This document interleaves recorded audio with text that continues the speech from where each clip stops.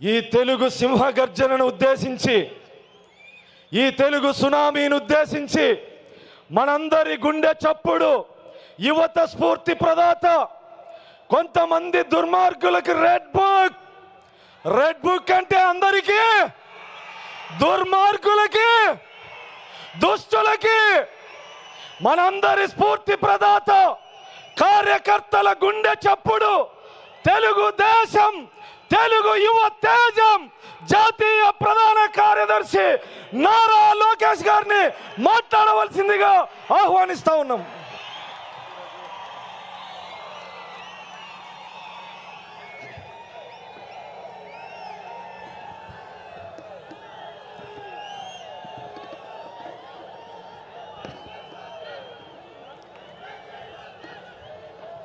జై తెలుగుదేశం, జై తెలుగుదేశం. వేదికమైనున్న గౌరవ జాతీయ పార్టీ అధ్యక్షులు చంద్రబాబు నాయుడు గారికి, రాష్ట్ర పార్టీ అధ్యక్షులు పల్లా శ్రీనన్నకి, 1982 బ్యాచ్ సీనియర్ నాయకుల దగ్గర నుంచి 20-25 జూనియర్ బ్యాచ్ల వరకు ఈ సమావేశానికి పెద్ద ఎత్తున వచ్చేసిన ప్రజలకు, నాకు ప్రాణ సమానమైన తెలుగుదేశం పార్టీ కార్యకర్తలకు మీ అందరికీ నా హృదయపూర్వక నమస్కారం. తిరుమల తొలి గడప దేవుని గడప, ఒంటిమిట్ట రామస్వామి ఆలయం, ఆమీన్ పీర్ దర్గా, మరియాపురం చర్చ్ ఉన్న పుణ్యభూమి ఈ గడప. పౌరుషం, ఆత్మీయత, మహిళల్ని గౌరవిస్తాం నేర్చుకోవాల్సిన గొప్ప గడప ఈ కడప. మాస్ జాత్ర మహానాడు అదిరిపోయింది.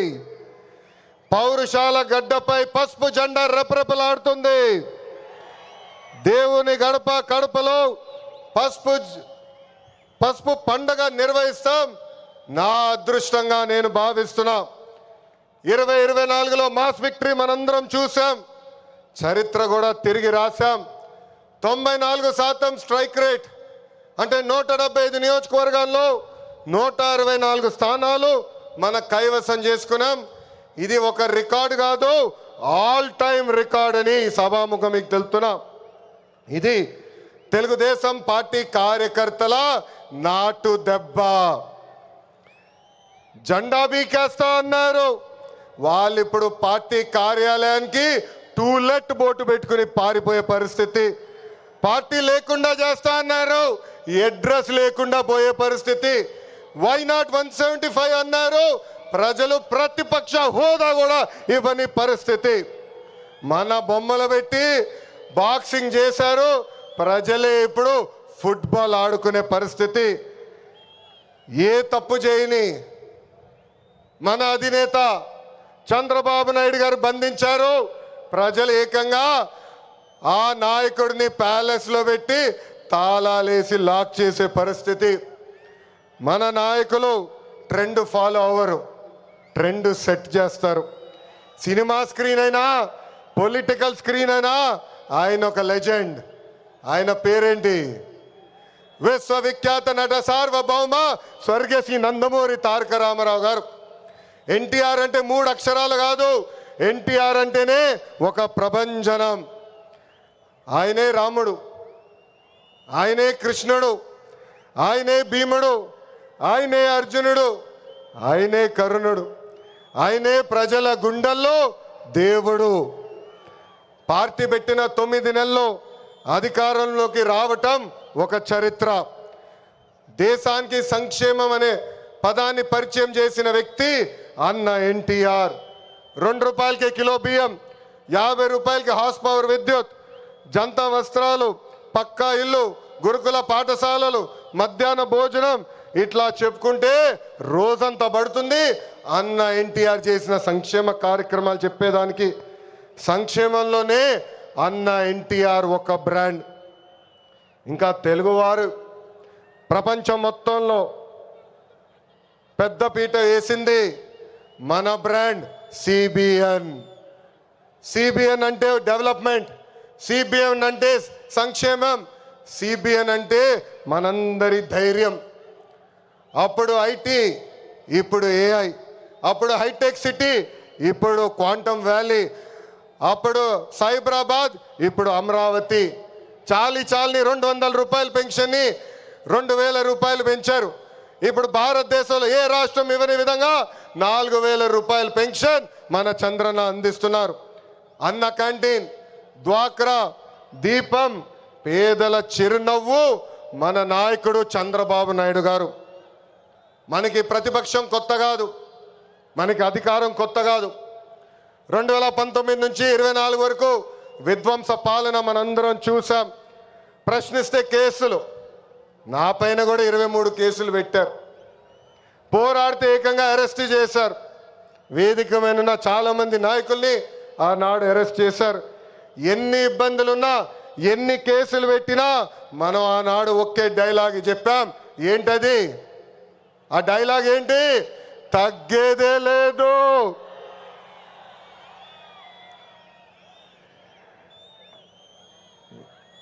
మనందరం చూసాం. ప్రత్యర్థులు దాడి చేసినా, తొడగొట్టి మీసం మిలేసిన అంజిరెడ్డి తాతనే మనందరికీ దమ్ము. కత్తితో దాడి చేసి తల నుండి రక్తం కారుతున్నా ఏకంగా పోలింగ్ బూత్లో కూర్చుని చివరి ఈవీఎం సీల్ పడే వరకు పోరాడిన మన అక్క మంజుల గారే మన ధైర్యం.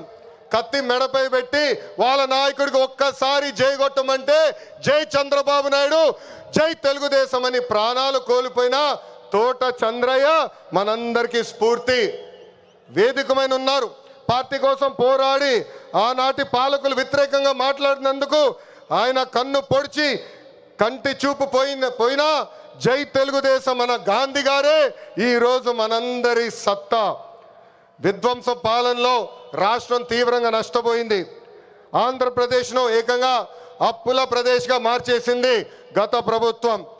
ఒక్క కొత్త కంపెనీ తీసుకురాకపోగా ఉన్న కంపెనీల్ని పక్క రాష్ట్రానికి తరిమేసే పరిస్థితి మనందరం చూసాం. 1000 రూపాయలు పెంచేదానికి 5 సంవత్సరాలు వాళ్ళు తీసుకున్నారు. ఏకంగా జే బ్రాండ్ లిక్కర్తో విషం కంటే ప్రమాదమైన మద్యం అందించి 30,000 మందిని చంపి 1,000 కోట్ల రూపాయలు ధనాన్ని లూటీ చేశారు.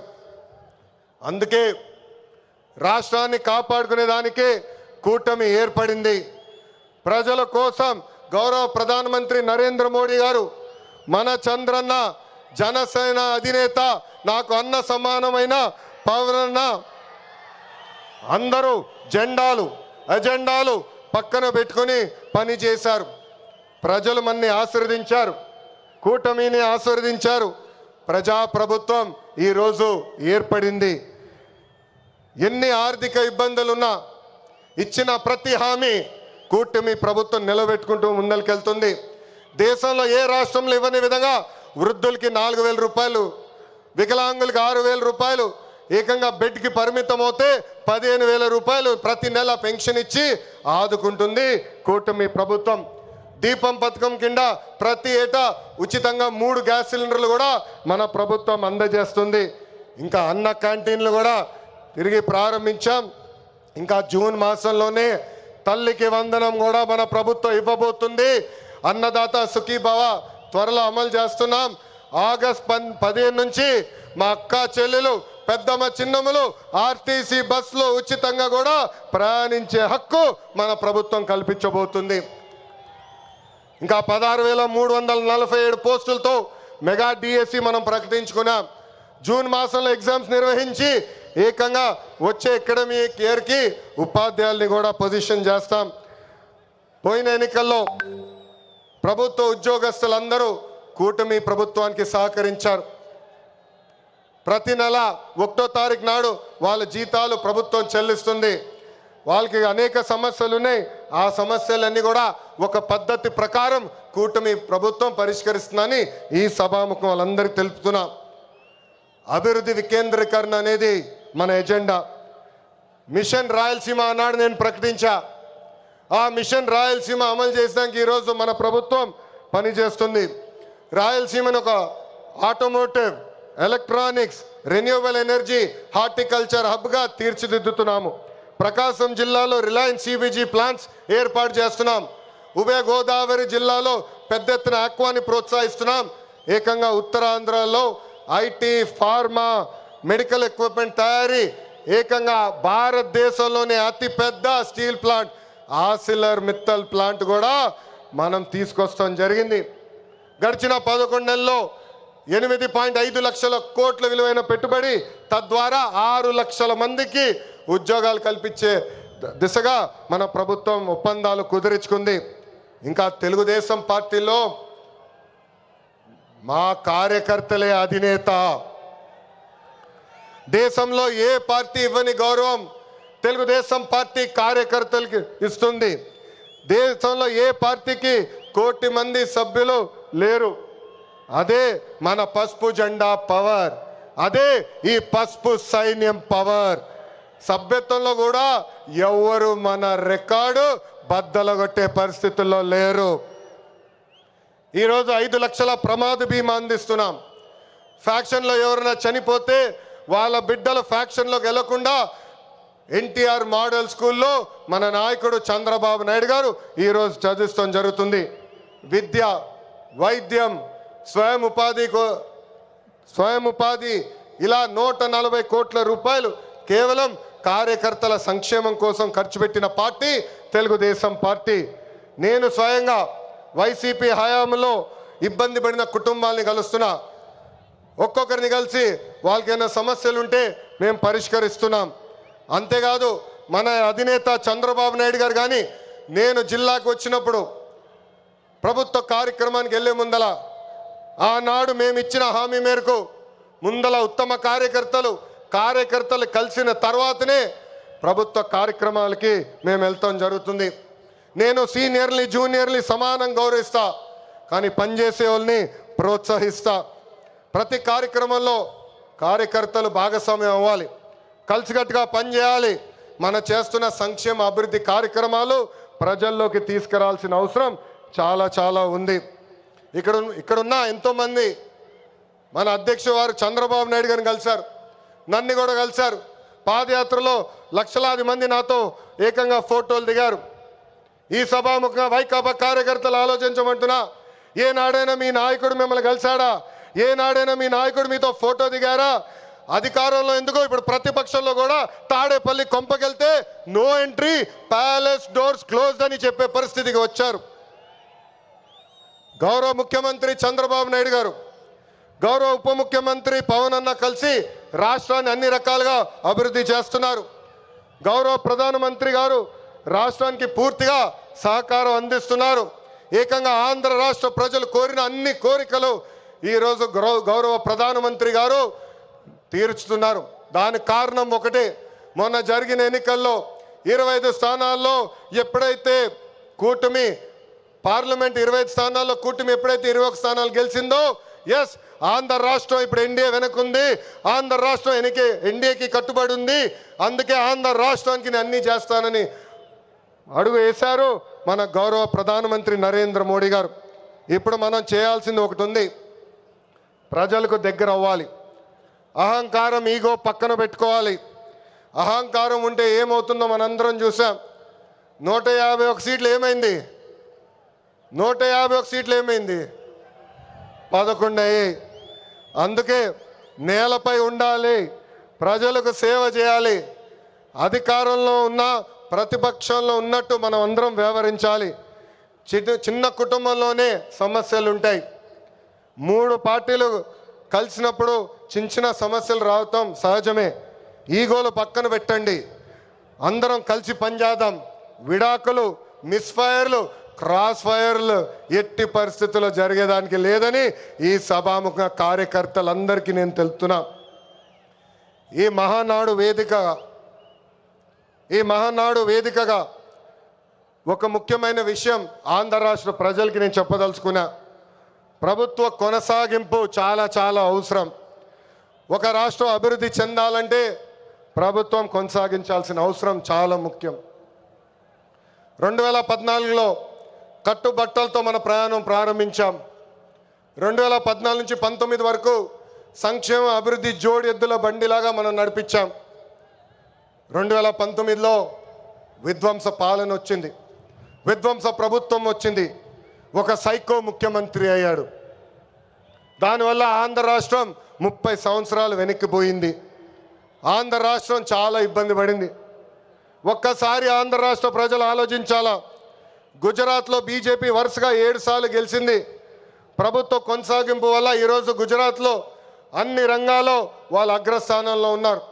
అంతెందుకు, మొన్నటి వరకు మన వెనకాల ఉన్న ఒరిస్సా రాష్ట్రంలో కూడా బిజు జనతాదళ్ వరుసగా 5 సార్లు గెలిచింది. ప్రభుత్వ కొనసాగింపు వలన వాళ్ళు కూడా కొన్ని రంగాల్లో ఆంధ్ర రాష్ట్రాన్ని దాటి ముందరికెళ్ళే పరిస్థితి. ఉమ్మడి రాష్ట్రంలో తెలుగుదేశం పార్టీ ఒకసారి వరుసగా గెలిచింది. మనందరం చూసాం ఆనాడు ఆంధ్ర రాష్ట్రం ఎలా అభివృద్ధి చెందిందో. అందుకే ప్రభుత్వ కొనసాగింపు చాలా చాలా ముఖ్యం. దీని గురించి రాష్ట్ర ప్రజలందరికీ తెలియజేయాల్సిన బాధ్యత ప్రతి పసుపు సైనికుడి పైన ఉందని ఈ సభాముఖంగా కోరుకుంటున్నా. ప్రభుత్వ కొనసాగింపు ఉంటేనే పెట్టుబడులు వస్తాయి. పెట్టుబడులు వస్తేనే నిరుద్యోగ యువకులకి పెద్ద ఎత్తున ఉద్యోగాలు కల్పించే అవకాశం మనందరికీ దక్కుతుంది. నేను ఈరోజు దేవుని గడప సాక్షిగా రాయలసీమ ప్రజల్ని కొన్ని ప్రశ్నలు అడగాలనుకుంటున్నా. రెడీనా? రెడీనా? తల్లిని చెల్లిని మెడబట్టుకుని బయటికి ఎంటేసింది ఎవరు? ఎవరు? సొంత బాబాయిని లేపేసింది ఎవరు? జే బ్రాండ్లు అమ్మి పేదల రక్తం దాగింది ఎవరు? బల్ల కింద ఉన్న ఎర్ర బటన్ నొక్కి ప్రజల్ని బాధింది ఎవరు? అందరూ ఎర్ర బుక్కు అని ఏడుస్తున్నారు. ఎందుకయ్యా అంత ఏడుపు? నేను ఆనాడు చెప్పింది ఏంటి? ఎవరైతే చట్టాన్ని ఉల్లంఘించి ప్రజల్ని కార్యకర్తలు ఇబ్బంది పెట్టారో చట్టపరంగా వాళ్ళపైన యాక్షన్ తీసుకుంటానని నేను చెప్పా. ఈరోజు ఎర్ర బుక్క కాదు కదా, ఎర్ర రంగు చూస్తేనే వణికిపోయే పరిస్థితి వస్తుంది. ఎర్ర బుక్ అంటే ఒకడికి గుండుపోటు వచ్చింది. ఎర్ర బుక్ అంటేనే ఒకడు బాత్రూంలో కాలు జారి చెయ్యి ఎర్రగొట్టుకున్నాడు. ఇంకొకడు ఏమయ్యాడో మీ అందరికి తెలుసు. అర్థమైందా రాజా? అర్థమైందా రాజా? సమాజమే దేవాలయం, ప్రజలే దేవుళ్ళు అన్నారు అన్న ఎన్టీఆర్. అందుకే మనం 6 శాసనాలు ప్రకటించాం. తెలుగు జాతి విశ్వఖ్యాతి, స్త్రీ శక్తి, యువగలం, పేదల సేవల్లో సోషల్ రీఇంజనీరింగ్, అన్నదాతకు అండగా కార్యకర్తలే అధినేత. పాలిట్ బ్యూరో సభ్యుల దగ్గర నుంచి, వేదికమైన పెద్దల దగ్గర నుంచి, ఇక్కడున్న కార్యకర్తల వరకు ఈ 6 శాసనాలు మన శ్వాసగా బతకాలని ఈ సభాముఖంగా మిమ్మల్ని అందరినీ కోరుకుంటూ, మనకి ప్రజలు ముఖ్యం, వాళ్ళ ఆనందం వాళ్ళ సంతోషం ముఖ్యం. అహర్నిశలు కష్టపడాలా, వాళ్ళకి అందుబాటులో ఉండాలా. తిరిగి 2029లో మళ్ళీ కూటమి ప్రభుత్వాన్ని గెలిపించాలని ఈ సభాముఖంగా కార్యకర్తలందరూ తెలుపుకుంటూ, ఎప్పుడు మా ఇంటి తలుపు మీకోసం తెరిచుంటాయి. నేను మొన్నే చెప్పా, గ్రామ పార్టీలో ఏమైనా సమస్య ఉంటే మండల పార్టీని కలవాలి, మండల పార్టీలో సమస్య ఉంటే నియోజకవర్గ కమిటీని కలవాలి, వాళ్ళకి సమస్య ఉంటే ఏకంగా జిల్లా కమిటీ కలవాలి. వాళ్ళు కూడా సమస్య పరిష్కారం కాకపోతే ఎప్పుడు నవ్వుతున్న మన అధ్యక్షుల వారు పల్లా శ్రీనివాస్ గారిని కలవాలి. ఆయన వల్ల కూడా అయిపోతే మీ లోకేష్ మీకు అండగా నిలబడతారు. మీ సమస్య పరిష్కరించే బాధ్యత నేను తీసుకుంటానని పసుపు సైన్యానికి ఈ సభాముఖంగా నేను హామీ ఇస్తూ, ఈరోజు గౌరవ ముఖ్యమంత్రి గారు చంద్రబాబు నాయుడు గారు వేదిక పైన వచ్చినప్పుడు ఒక పాట పెట్టారు. ఆ క్షణంలో నాకు చాలా బాధ వేసింది. ఎందుకంటే ఆ పాట వినిన తర్వాత గౌరవ ముఖ్యమంత్రి గారిని నేను రాజమండ్రి జైల్లో మొదటిసారి కలిసిన సంఘటన గుర్తొచ్చింది. చాలా బాధ వేసింది. ప్రజల కోసం ఆయన జీవితం ఆల్మోస్ట్ పోయింది. అక్టోబర్లో 2003 బాంబ్ బ్లాస్ట్లో నక్సలైట్లు ఆయన పైన దాడి చేశారు. నాడు నేడు ఎప్పుడు ఆయన ప్రజల గురించి, ప్రజల భవిష్యత్తు గురించి ఆలోచించే వ్యక్తి. అలాంటి వ్యక్తికి ఎందుకు దేవుడు ఆనాడు ఈ పరీక్ష ఇచ్చాడా అనుకున్నా. ఇప్పుడు అర్థమైంది. తెలుగు ప్రజలు తిరిగి చంద్రబాబు నాయుడు గారు వెనక నిలబడేదానికి దేవుడు మనందరికి ఒక పరీక్ష పెట్టాడు. ఆ పరీక్ష జయించాను. అందుకే ఈ రాయలసీమ గడ్డ తెలుగుదేశం పార్టీ అడ్డ అని తెలుపుకుంటూ నాకు ఇంత అద్భుతమైన అవకాశం ఇచ్చిన ఈ పసుపు సైన్యానికి పేరు పేరున నా హృదయపూర్వక ధన్యవాదాలు తెలుపుకుంటూ మీ అందరి దగ్గర నుంచి సెలవు తీసుకుంటున్నా. జోహార్ అన్న ఎన్టీఆర్, జోహార్ అన్న ఎన్టీఆర్. చంద్రబాబు నాయుడు గారి నాయకత్వం, చంద్రబాబు నాయుడు గారి నాయకత్వం. వందే వందే, జై హింద్.